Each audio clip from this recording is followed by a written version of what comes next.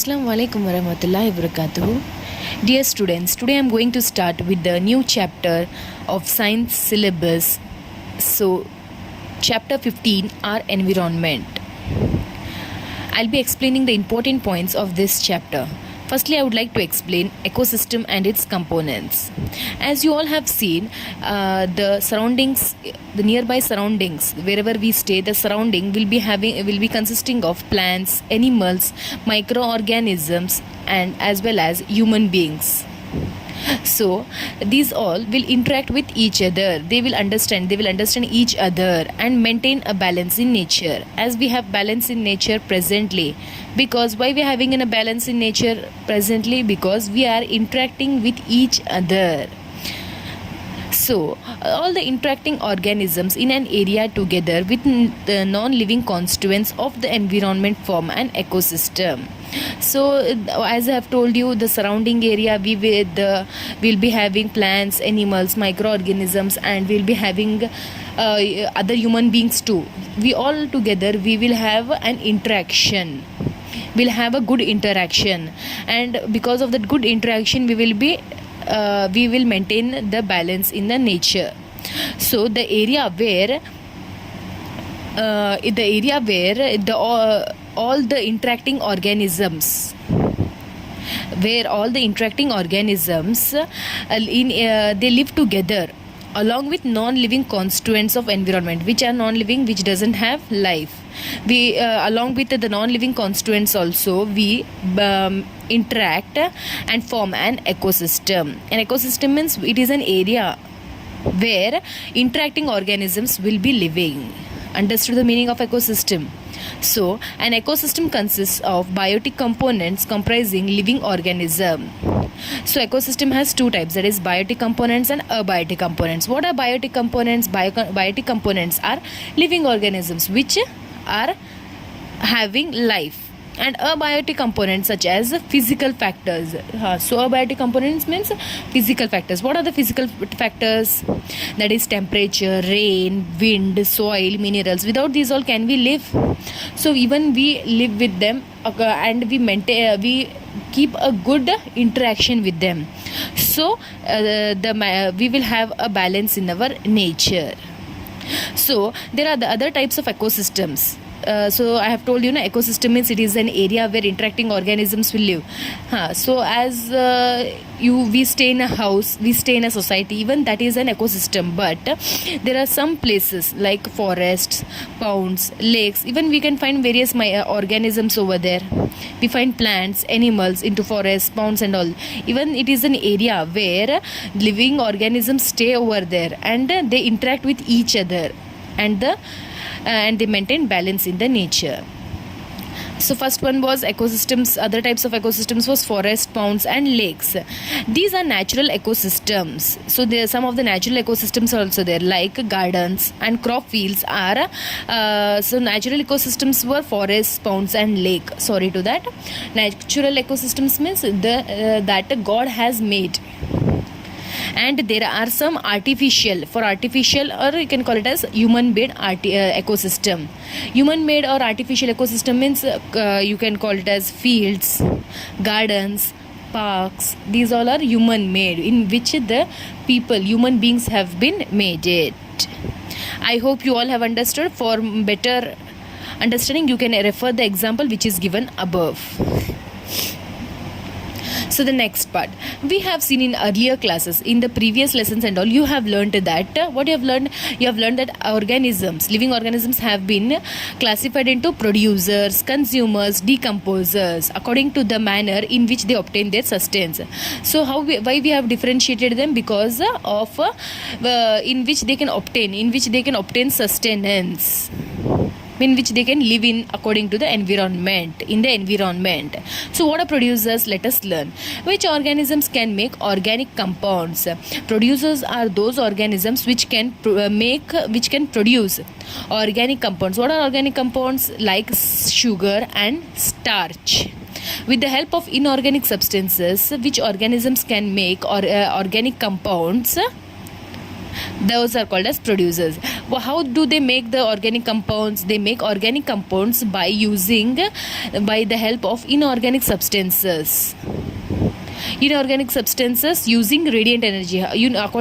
Along with inorganic substances, they will also use radiant energy. Radiant energy means the rays of the sun in the presence of chlorophyll. How they doesn't use direct sun rays, they use the sun rays in the form of chlorophyll.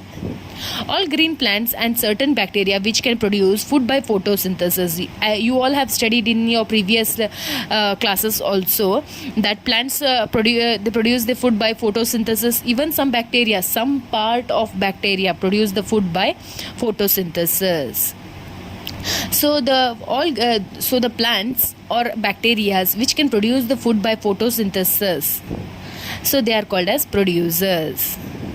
I hope you are clear with producers. Now let's study consumers. What are consumers? Who are consumers?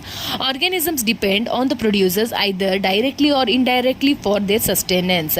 So there are some organisms which will be depend on whom? On producers, because producers, they produce the food by using the process of photosynthesis. So which organism keep hope on the producers? It might be directly or indirectly. For living their life, for sustenance means for living their life. These organisms which consume the food produced either directly from the producers or indirectly by feeding on other consumers are called as consumers. Consumers can be variously classified as herbivorous, carnivorous, omnivorous and parasites. So as I told you, consumers means they depend upon producers for their food. It might be directly or indirectly. Indirectly means they will be feeding on other animals, other living organisms, and they eat that. Consumers can be classified as herbivorous, carnivorous, omnivorous and parasites. These are the classification of consumers. Next one, the organism comprising bacteria and fungi break down the dead remains and waste products of organism. These microorganisms are decomposers. So I had told you you have learnt about producers, consumers and decomposers. I told you the meaning of producers, I told you the meaning of consumers. Now I'll be telling you the meaning of decomposers. Decomposers means organism which will include bacteria and fungi. Organisms which include bacteria and fungi, they break down dead remains. Deadly, what will be remaining or waste products of organisms. The organisms which will be they will get the waste of them, or they will get the deadly remains.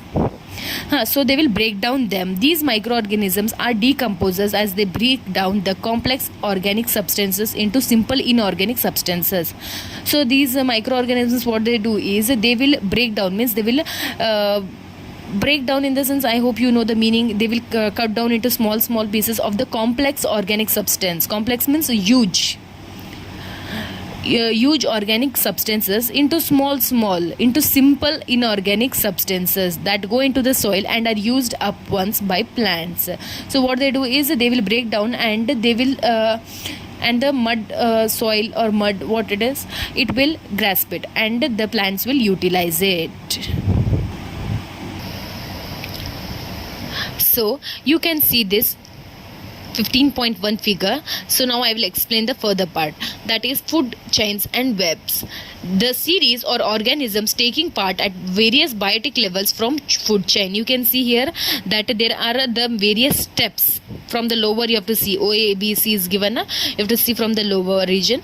So you can see that various biotic levels are being formed here in the food chain. This is called as food chain.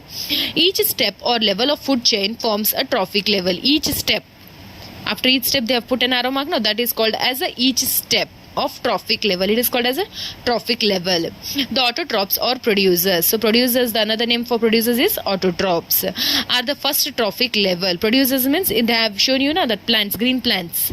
So these are the producers. They fix up solar energy and make it available for the heterotrophs or the consumers. What they do is they take with the help of the sunlight, they produce the food. With the help of the sunlight, they, in the presence of photosynthesis, they produce the food and they give it to the Consumers means they are, the another name for consumers is heterotrophs. The herbivorous or the primary consumers. As I have told you, in consumers you will be having a classification. The first one is herbivorous. Herbivorous, another name is primary consumers. Come at the second, small carnivorous. Next was herbivorous, next was carnivorous. Carnivorous is called as small carnivorous or secondary consumers. Small carnivorous are known as secondary consumers. At the third, so and lastly there is larger carnivorous or territory consumers. So lastly what it is called as territory consumers. Territory consumers means larger carnivorous. It is in the fourth trophic level. You can see clearly this photo. Producers, primary consumers, secondary consumer, territory consumer. As we know that the food which we eat, it acts as a fuel. It gives us energy to do what? Work. So the interaction amongst various components of the environment involves flow of energy from one component of the system to another. So as the food we get energy, from the food we get energy. So the interactions among various components of environment. In environment there are many components. So even for their interaction, even for them to do the work, they need energy. So the energy passes from one component to another. So the autotrophs capture the energy present in sunlight and convert it into chemical energy. So as I told you, autotrophs means producers. Producers, what they do is they will capture the energy. They will get the energy from the presence of sunlight. And they can't use that direct sunlight as their food. They will convert it into chemical energy. That energy supports for the living world. So the energy consumed by the producers, obtained by the producers, will be helpful to the living world. We eat green plants and all, right? Greenery vegetables and all we eat. Even it will be having the presence of sunlight. By that it will be growing. By that it will be getting the food. So even we consume. So it helps the sunlight. The sunlight which is obtained by the producers, it is converted into chemical energy, and that energy supports the activities of the living world. From autotrophs, the energy goes to the heterotrophs, decomposers. So what happens is, from the producers, the energy will transfer to the further trophic levels. When one form of energy is changed to another, some energy is lost. Now suppose from the producers the energy is going to primary consumers, so that time you can see that the energy little bit it will be lost. It will be lost and it cannot be used again. Once the thing we have lost, can we get it back? Some things are there, we can get it back. As we go on get the time back as the same, once the energy is lost, we cannot get it back. So the energy will be passed from the producers, that is autotrophs, to the further trophic levels. The green plants in a terrestrial ecosystem capture about 1% of energy of sunlight that falls on the leaves and convert into food energy. So the producers means greenery, plants and all. What the green plants and all do, they will take only 1% of energy of sunlight. The sunlight, they take only 1% of energy, which will be they will be getting it on their leaves. Leaves means patte, you call it in Hindi. So the leaves which they will get the energy from the sunlight, they will only capture 1% of it from where? From their leaves, and then they convert into chemical energy and they prepare their food, and they prepare their energy into food energy, you can call it as. When green plants are eaten by primary consumers, a great deal of energy is lost as heat to the environment. When primary consumers, what they do? When they will eat the green plants, a great deal of energy. So some part of the energy will be lost to the environment. How? Because due to the heat. Some amount goes into digestion and in doing work, and the rest goes towards the growth and reproduction. When the primary consumers will eat the green plants, so whatever they will eat, some will be digested, some will be gone by doing the work, and the remaining energy, what will happen is it will save for growth or reproduction. An average of 10% of food is turned into its own body and made available for the next level of consumers. So what the food we eat, 10% of the food, what will happen is it is for our own body. It will be for their own body and it will be made available. It will be why it is saved into a body, because for the next level of consumers. I hope this is clear. Next one, 10% can be taken as the average value of the amount of organic matter that is present at each step and reaches the next level of consumers. So 10% what the food will be eaten is an average of the value. Little energy is available for the next level of consumers. Food chains generally consist of 3 or 4 steps. The loss of energy at each step is so great that very little usable energy remains for the 4th trophic level. So your trophic levels will be having mainly 3 or 4 steps. But the direct sunlight will be will be available for producers. When the heat will be passed to the next trophic level, some part of the heat will be lost. As on the same next, again some part of the heat will be lost, energy will be lost. But when it will be coming to the 4th trophic level, that time it will receive the less and less, it will be receiving the less and less part of the energy. Therefore, generally a great number of individuals at the lower trophic levels of an ecosystem.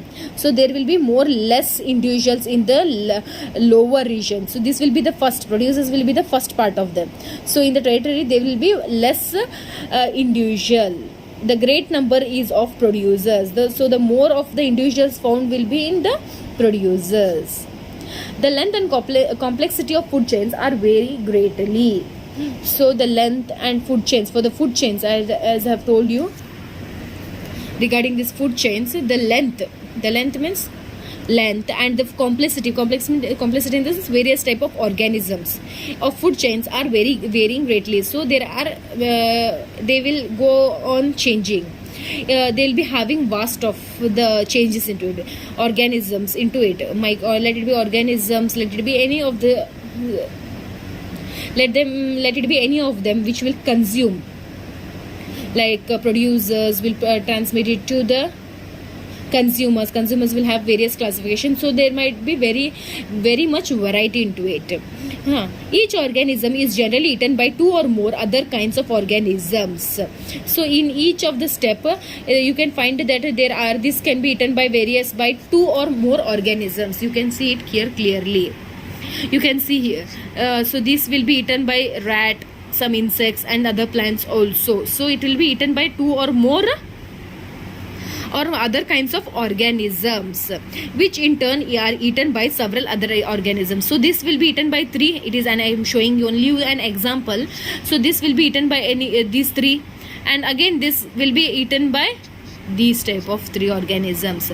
So instead of straight line food chain, the relationship can be shown.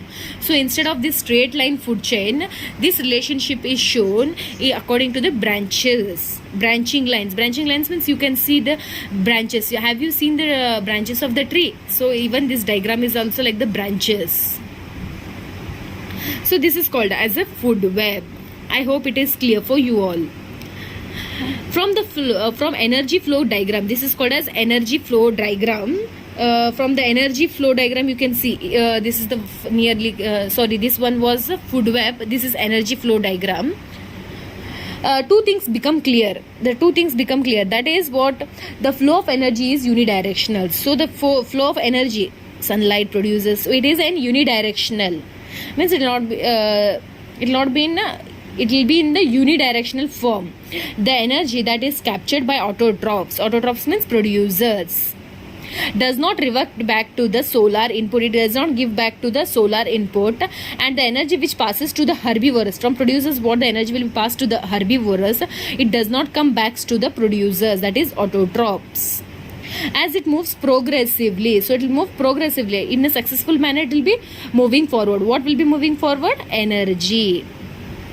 The energy available at each trophic level gets diminished progressively due to loss of energy at each level. As I've told you, when the energy will be passed to each and every trophic level, some part of the energy will be lost.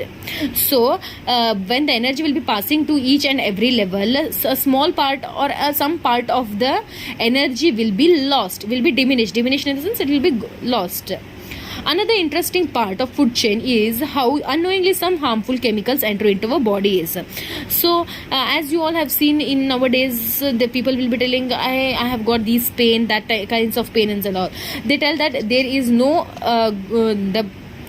power in our food. Why it is so? This is because that harmful chemicals are entering into our bodies.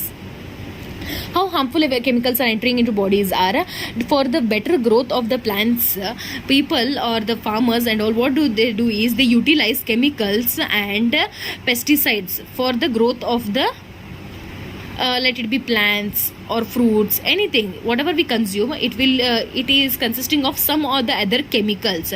If they doesn't put any of the chemicals into the while producing during the production, in the plant, but the soil in which the plants or fruits and all grow, it will at least have the chemicals. It directly or indirectly enters into the fruit which we consume or food which we consume, either it may be grains or let it be fruits or anything. It enters into it, that chemicals which all is present in the food and all, if we wash it also, it doesn't go, it doesn't gets washed away. So we all the peoples or aquatic animals, we will eat it and we will not get the proper energy, will not get the proper energy as the people used to get it before. Why we are not getting it? Because the only reason is of chemicals into the this plants or into the soil, in water, minerals. Even the chemicals might be in the water which they pour it to the plants. It might be in any form. Chemicals might enter into our body into any form that we eat. So last part, this is the only way in which they enter the food chain, as these chemicals are not degradable. So the chemicals which will the chemicals are not degradable. Degradable means which will not get involved into the mud. They are what? Chemicals are not biodegradable means what you can call it them as? You just find me the answer and do comment it. These get accumulated progressively at each trophic level. So what accumulated means? It will be observed by each trophic levels, as human beings occupy the top level of food chain. So in the food chain, the most upper part will be occupied by human beings. The maximum concentration of these chemicals is accumulated in our bodies. So human beings are at the toppest level of the trophic level. So the most amount of the chemicals enter into our body. This is known as biological magnification. That is the reason why our food grains such as wheat, rice, vegetables and fruits and even meat contain varying amounts of pesticide residues. They cannot always be removed by washing or other means. As I told you that if we wash also or if we do anything also, the chemicals cannot go. The things even in the rice, vegetables, fruits, even the meat, as I told you, indirectly consumers I have told you that it might enter indirectly or indirectly in the sense the meat which we eat, that animal also consumes the plants. So the chemical enter into the animal's body and indirectly we are also consuming it. I hope this part is clear for you.